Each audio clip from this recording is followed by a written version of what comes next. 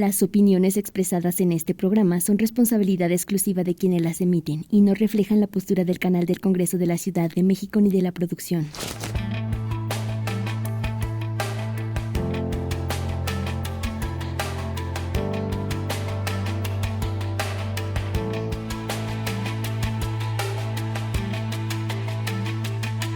Les habla Jorge Armando Rocha, bienvenidos a Perfiles. En esta ocasión, una conversación con Luis Gómez Negrete, el titular de la Comisión de Búsqueda de Personas en la Ciudad de México.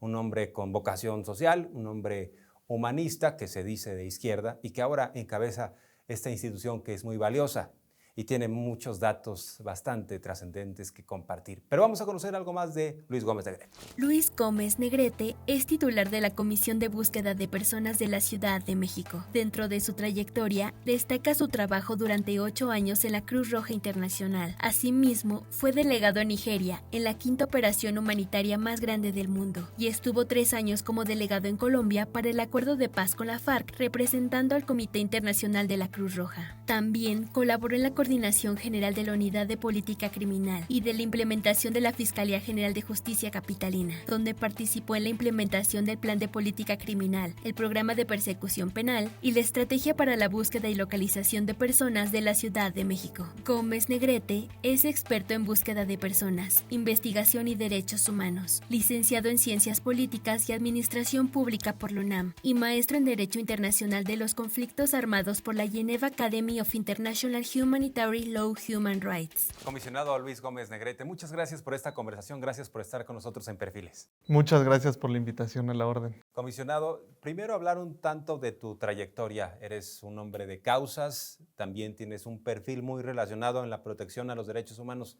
¿Cómo fue que te interesaste por los derechos humanos, por cierto? Pues mira, en realidad lo que me sucede es que tengo muy de cerca uno de los casos que ha conmocionado al país en relación con un tema de desaparición, un tema de violencia. Y desde el 2011, yo teniendo unos 18 años, empecé a acompañar familiares de personas desaparecidas. Empecé acompañando, de hecho, en su momento a Javier Sicilia. El Movimiento por la Paz, con Justicia y Dignidad, sí, lo recuerdo muy bien, es un movimiento nacional que después tuvo problemáticas que fueron criticadas, exhibidas, ¿no? Sí, es decir, fue un proceso que fue catártico en un primer momento, muy importante, de alguna manera, el reconocimiento de una problemática que se estaba viviendo en el país en relación con la violencia, de esta guerra contra el narco que hoy conocemos con mayor claridad y que desde el 2008 pues subió mucho la tasa de violencia en el país y que en ese momento un grupo de víctimas se reúnen para poner una exigencia pública y visibilizar una problemática que hasta el momento yo creo que no éramos totalmente conscientes en el país. Sí, recuerdo los eventos que organizó Javier Sicilia, en donde con ciertos políticos incluso llegaba a abrazarse y les perdonaba y les besaba.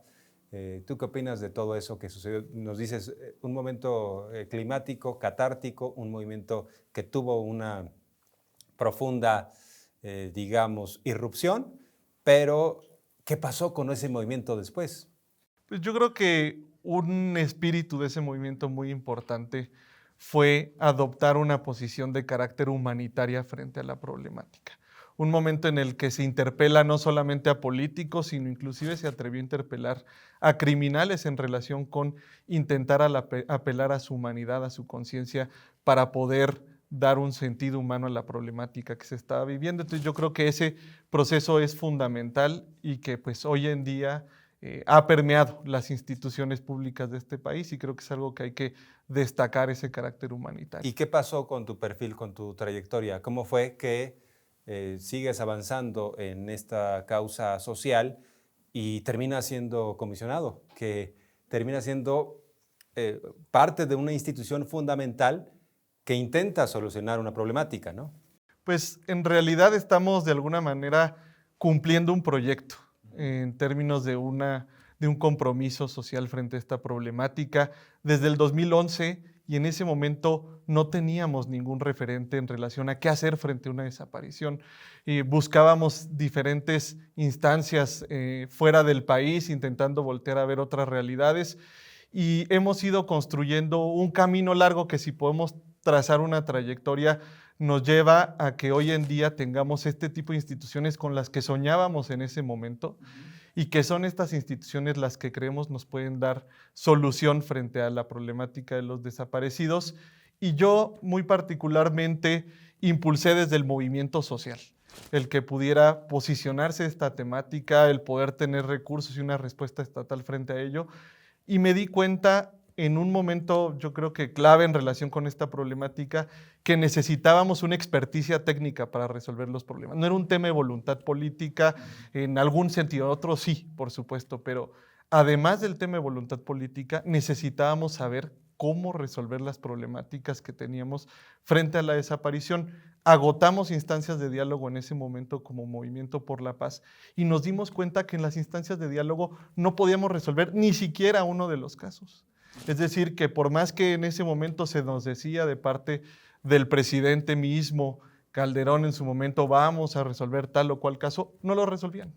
Y entonces yo sabía que habían dos vertientes para intentar solucionar este tema. Por un lado, la necesidad de un cambio político, y por eso también mi activismo y una posición política frente al país, y por otro lado, un conocimiento técnico que nos ayudara a poder llegar a un punto donde supiéramos cómo encontrar personas. Y algo muy importante, y yo creo que eso después de Ayotzinapa marca a todo el país, es que de 2011 a 2015, después de Ayotzinapa, no habíamos encontrado a nadie. Habíamos recorrido todo el país, habíamos hablado con todos los políticos a diferentes niveles de gobierno y no habíamos logrado encontrar. Pero en 2015 las familias de personas desaparecidas de Iguala deciden salir por su propio pie a buscar al campo. Y por primera vez las familias encuentran. ¿Qué encuentran? Lamentablemente encuentran fosas, encuentran todo un tema de personas fallecidas, víctimas de delito en Guerrero, pero son los primeros hallazgos que tenemos. Y a partir de ahí yo me doy cuenta que necesitamos un conocimiento técnico y necesitamos de alguna manera desde las instituciones públicas impulsar este proceso que las familias pusieron el camino por delante, y es lo que me lleva, por un lado, a especializarme, a buscar cómo ingresar a la institución de búsqueda más importante del mundo, el Comité Internacional de la Cruz Roja. Es así que yo inicio en 2016 en el comité como asesor para México y América Latina, y para poder generar una articulación entre los colectivos de familiares de desaparecidos y una respuesta de política pública, intentar hacer ese puente. ¿Para qué? Para lograr lo que pudimos hacer en 2017, de tener una ley general en materia de desaparición, y a partir de 2018, también con el cambio de gobierno, un cambio político muy importante, el poder echar a andar los mecanismos que hemos venido construyendo desde hace más de 15 años en este país. ¿Cuál es tu posición política? Dices que la tienes. ¿Eres de izquierda? Sí, por supuesto. ¿Qué es ser de izquierda, comisionado? Yo creo que ser de izquierda significa estar del lado de la protección, la defensa, el bienestar de la mayoría de la población, de la gente. No priorizar intereses privados y también de alguna manera tener una posición de participación abierta, democrática, y que eso es lo que me lleva a pensar, por un lado, que la desaparición, la violencia es el extremo radical del país que queremos y del gobierno que queremos, y al mismo tiempo la necesidad de construir un cambio político, no solamente pensar que es un tema técnico, sino que realmente necesitamos un cambio de signo político, que no haya represión en el país, que pueda haber participación, pluralidad, y eso es algo lo que me lleva a plantear una posición política con una causa humana, humanitaria, como es la búsqueda de personas desaparecidas. Cambió el régimen, pero venimos de un sistema autoritario en donde el PRI gobernó más de 70 años con supuestas elecciones que no eran genuinas, no eran democráticas, pero también era un Estado represor. Tú manejabas el término de la represión. ¿Cómo ves a ese Estado hoy en día con las autoridades que tenemos, tanto a nivel federal, la presidenta Claudia Sheinbaum, como a nivel de la Ciudad de México, la jefa de gobierno Clara Brugada? Creo que se ha iniciado un proceso de transformación institucional. Evidentemente ese proceso de transformación, después de tantos años de construcción de un régimen autoritario, es difícil desmontarlo. Tenemos que hacer dos cosas al mismo tiempo. Por un lado, mantener las instituciones con una funcionalidad que nos permita no descuidar las necesidades de la población todos los días. Y por otro lado, en el curso de mantener una sustentabilidad de las instituciones, transformarlas. Y ese es un reto gigantesco en todos los ámbitos. Yo creo que esa transformación ha iniciado y fue muy importante que haya sido con un corte importante y significativo como el que hizo Andrés Manuel, y que hoy estamos ampliando esa transformación de las instituciones, pero que definitivamente tenemos el gran reto de que hay inercias anquilosadas, estructuras anquilosadas que nos impiden ir tan rápido como quisiéramos, y tenemos que estar en no frenar la operatividad de las instituciones, pero transformarlas al mismo tiempo. Ha llamado mucho la atención en términos mediáticos este informe de un comité de las Naciones Unidas en materia de desapariciones forzadas. Primero, ¿qué es lo que realmente dice ese informe? Porque ya hay una interpretación que tiene la oposición en donde quiere decir que supuestamente hoy en día tenemos a un Estado represor, a un Estado que persigue a opositores, que desaparece a personas. ¿Qué es lo que dice en esencia ese informe? Porque además entiendo que el informe es sobre el periodo de Felipe Calderón y Enrique Peña Nieto. Bueno, ese informe, y hay que citarlo casi textualmente, ese informe lo que dice es que no hay evidencia de que exista una política impulsada desde el gobierno federal para hacer desapariciones forzadas en México, que no se puede probar ni siquiera que la guerra contra el narco haya sido una política orquestada desde el más alto nivel para generar desapariciones forzadas, y mucho menos en la etapa en la que estamos actualmente. Entonces eso creo que hay que enfatizarlo, y al mismo tiempo sí hay un tema que es crítico, y es que esa diferenciación de los periodos no es clara en el informe. El informe menciona sí casos emblemáticos en 4 entidades federativas donde se tiene evidencia de que hubo participación o aquiescencia del Estado en la comisión de desapariciones forzadas, y al mismo tiempo menciona que esta problemática no es exclusiva de esos 4 casos, sino que fue o ha sido generalizada en el territorio y también en el tiempo, y también que responde a cierta sistematicidad, que esos 2 elementos son los que constituyen algo que dice el comité, y es que la desaparición forzada en su fenómeno en México puede ser equiparada a crímenes de lesa humanidad. Y es ahí donde no hay una distinción clara entre cambios en las políticas de gobierno. Evidentemente, las Naciones Unidas, los internacionalistas podrán decir que se trata o apela al Estado mexicano en su conjunto sin importar las administraciones, pero la realidad es que de un gobierno a otro hay un cambio radical y que eso no puede ser ignorado. Ahora, eso es lo que plantea el informe, pero ¿qué te parece las interpretaciones que le da la oposición a ese informe? ¿Ha sido irresponsable esa interpretación de decir que supuestamente hoy en día tenemos autoridades autoritarias? Sí, yo creo que es totalmente irresponsable poder hacer este tipo de afirmaciones, porque no nos ayudan a entender la complejidad del fenómeno de desaparición en el país. Quieren hacer creer que todas son desapariciones forzadas, y el problema de esto es que quieren impulsar que la respuesta frente a este fenómeno sea una respuesta exclusivamente o cuasi exclusivamente de carácter internacional, cuando en realidad eso no nos va a llevar a la solución, y es algo que yo quisiera enfatizar y poner en el debate público. Se habla de que no se acepta cooperación internacional, y no es verdad.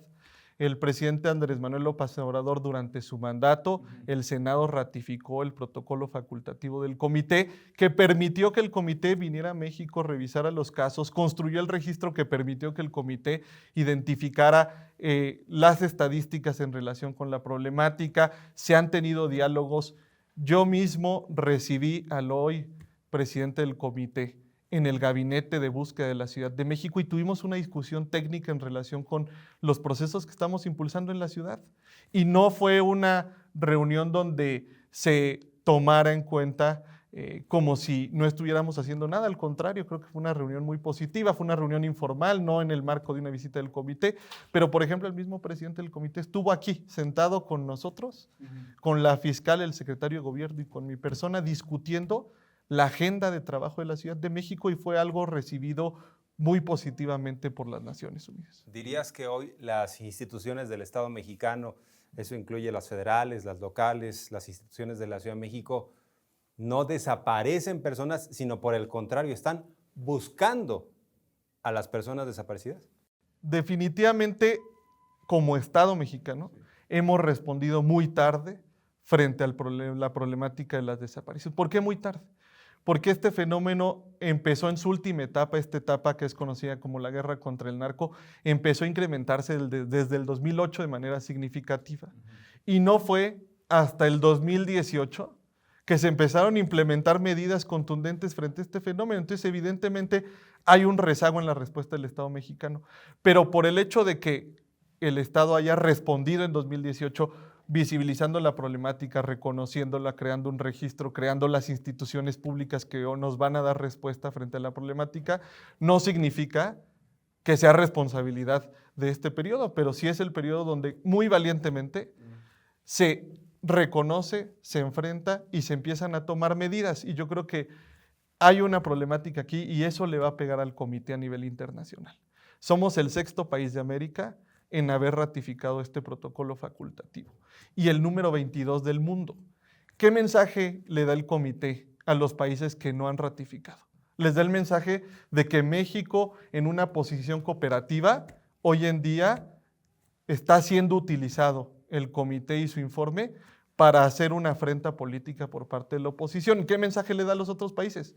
Pues que es riesgoso el poder ser tan abierto y tener tanta cooperación como la ha tenido México. Yo creo que eso, la verdad, y sobre todo lo digo viniendo de haber impulsado yo mismo en su momento el fortalecimiento del comité, lo veo con una preocupación, ya ni siquiera desde el gobierno de México, sino pensándolo en un carácter internacional, veo con preocupación que se deje utilizar el informe del comité con fines políticos, porque eso va a afectar la ratificación del comité en otros países. El comité se creó con la intención de generar voluntad política en aquellos estados que están cometiendo desapariciones forzadas o que están siendo aquiescentes en la comisión de desapariciones forzadas.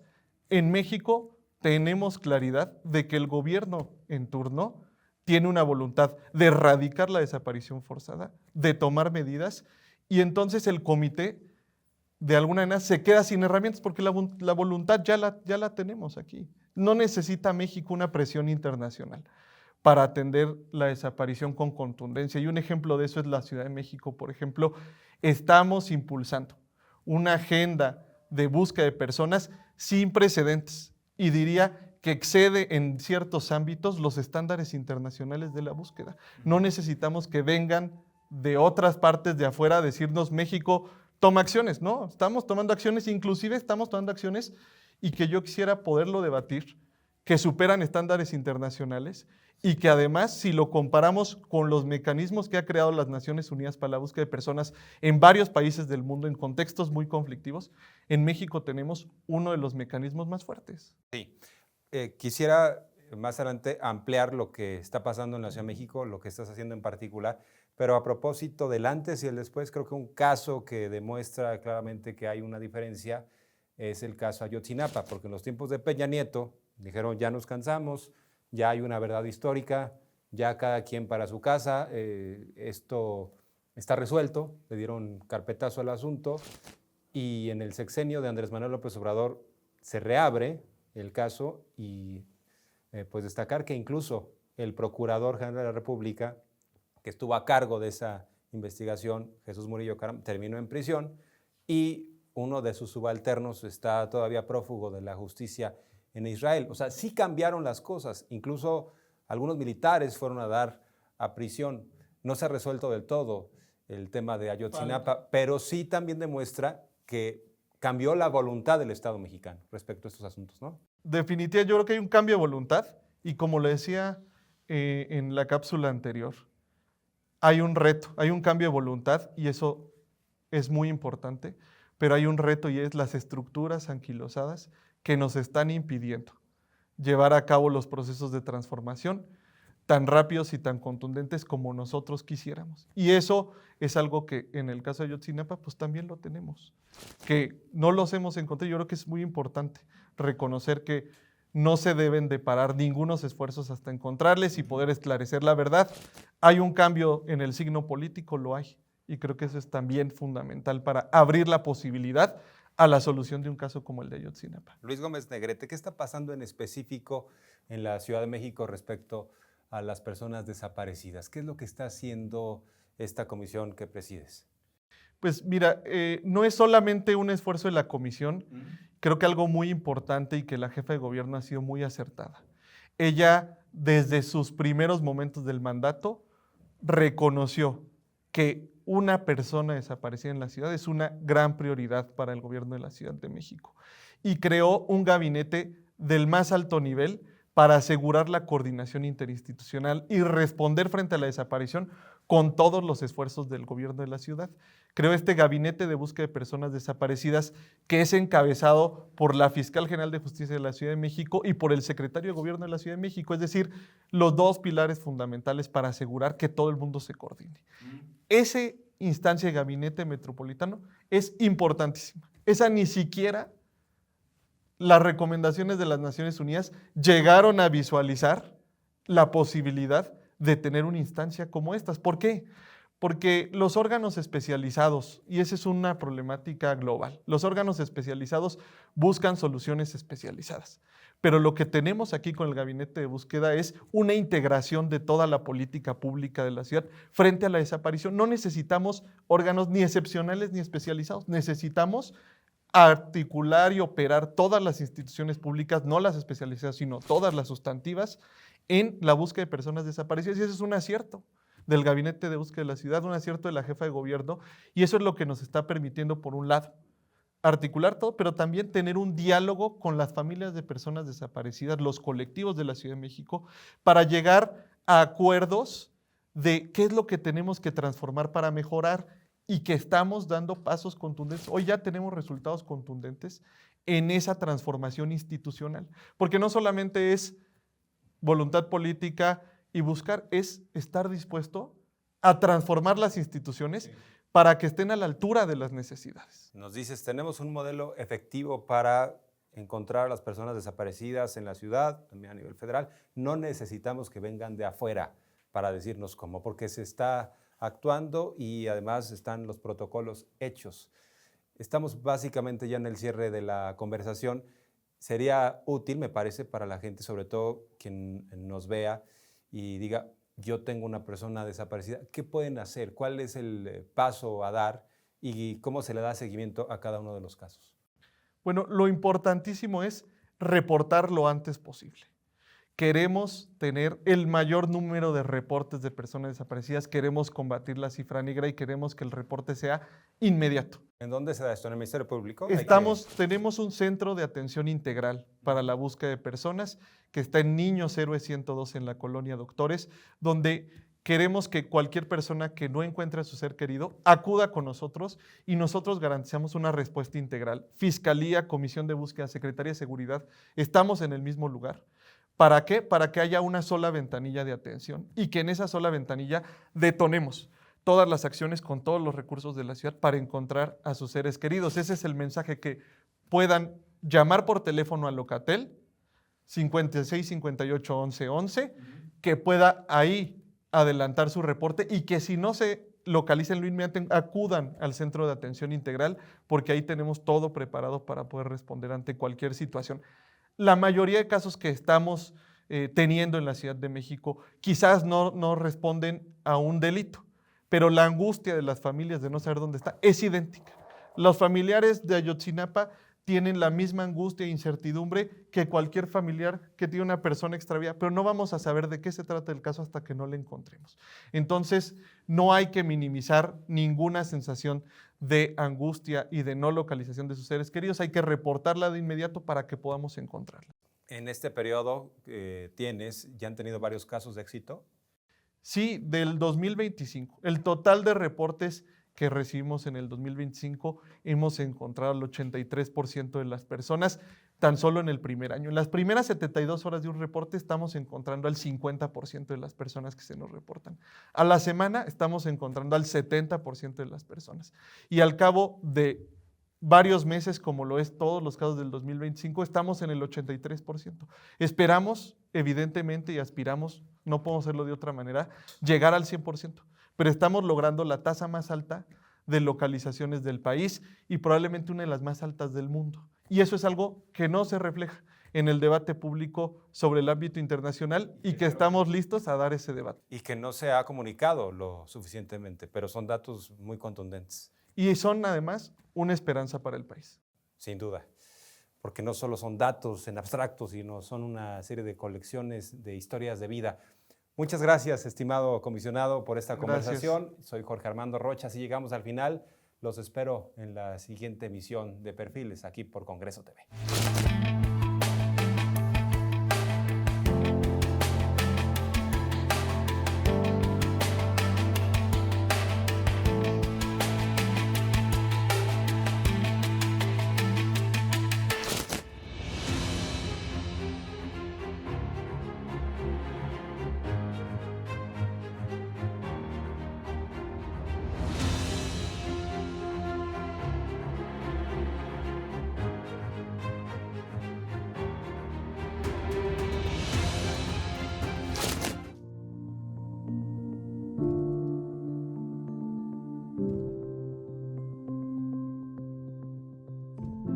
Congreso TV, la señal de la pluralidad, 21.2.